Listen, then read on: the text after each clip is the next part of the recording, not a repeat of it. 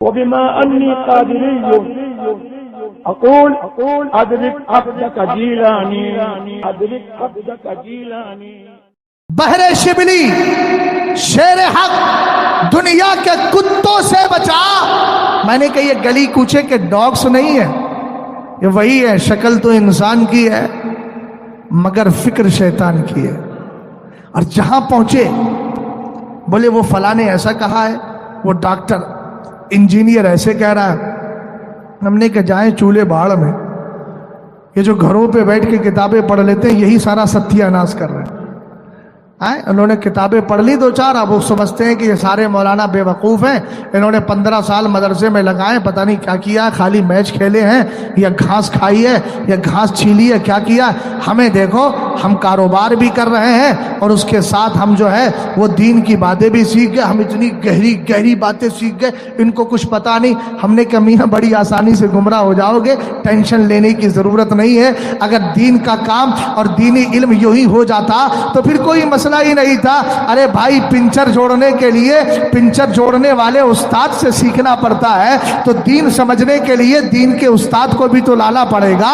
اب گھروں میں بیٹھ کے اگر ہر آدمی مفتی بن جائے تو بھیا پھر تو کوئی مسئلہ ہی نہیں ہے. مدرسے بند کروا دیجیے اور آپ ہی بیٹھ کر کے مفتی بن جائیے.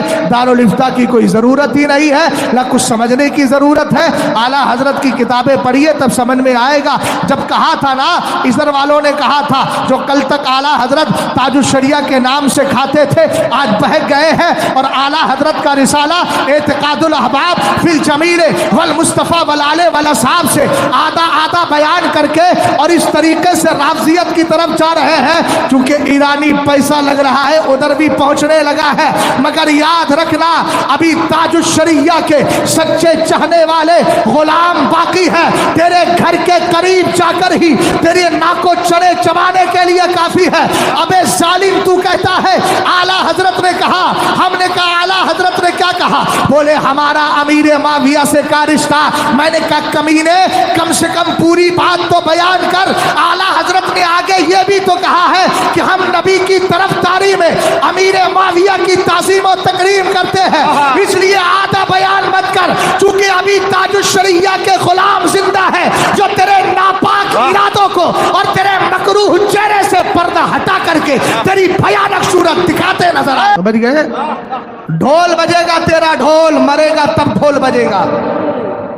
ڈھول بجوانا، موت آ جائے تو موت سے پہلے وصیت کر کے جانا بجاؤ ڈھول، جب مر جاؤں تو ڈھول بجانا. لوگ کہیں کیوں؟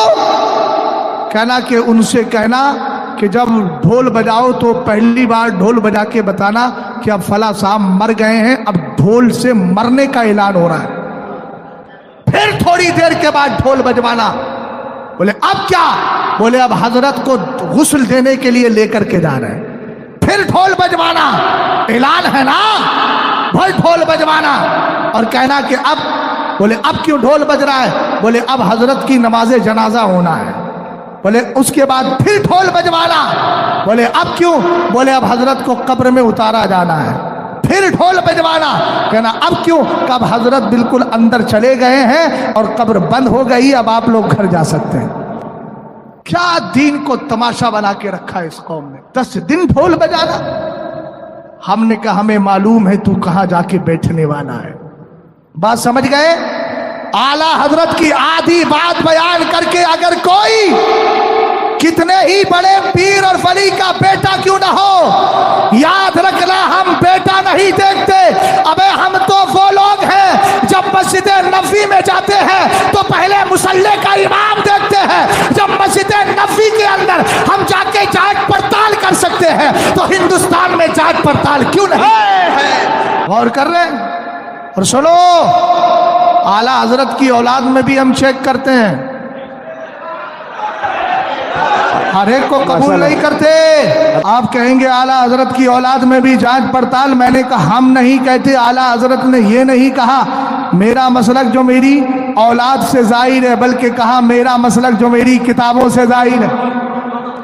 اور جب اعلیٰ حضرت نے کہہ دیا کہ میرا مسلک جو میری کتابوں سے ظاہر ہے، تو اگر اعلیٰ حضرت کی کتابوں پہ عمل کرنے والا اپنے وقت کا مولانا حامد رضا خان ہوگا تو ہم حامد رضا خان نہیں حجت الاسلام کے نام سے یاد کریں گے، اگر عمل کرنے والا مصطفیٰ رضا خان ہوگا تو مفتی اعظم کے لقب سے یاد کریں گے، اگر عمل کرنے والا ابراہیم رضا خان ہوگا تو مفسر اعظم کے لقب سے یاد کریں گے، اگر عمل کرنے والا اختر رضا خان ہوگا تو ہم تاج الشریعہ کے لقب سے یاد کریں گے، اور اگر عمل کرنے والا اسجد رضا خان ہوگا تو قاضی ہندوستان اور قائد ملت کے نام سے یاد کریں گے، اور اگر اعلیٰ حضرت کے مسلک پر چلنے والا اپنے وقت کا ضیاء المصطفیٰ ہوگا تو محدث کبیر کے نام سے، اور اگر مسلک پر عمل کرنے والا مولانا حشمت علی لکھنوی ثم پیلی بھیتی ہوگے تو ہم ان کو مولانا حشمت علی نہیں، حضور شیر بش اہل سنت کے نام سے یاد۔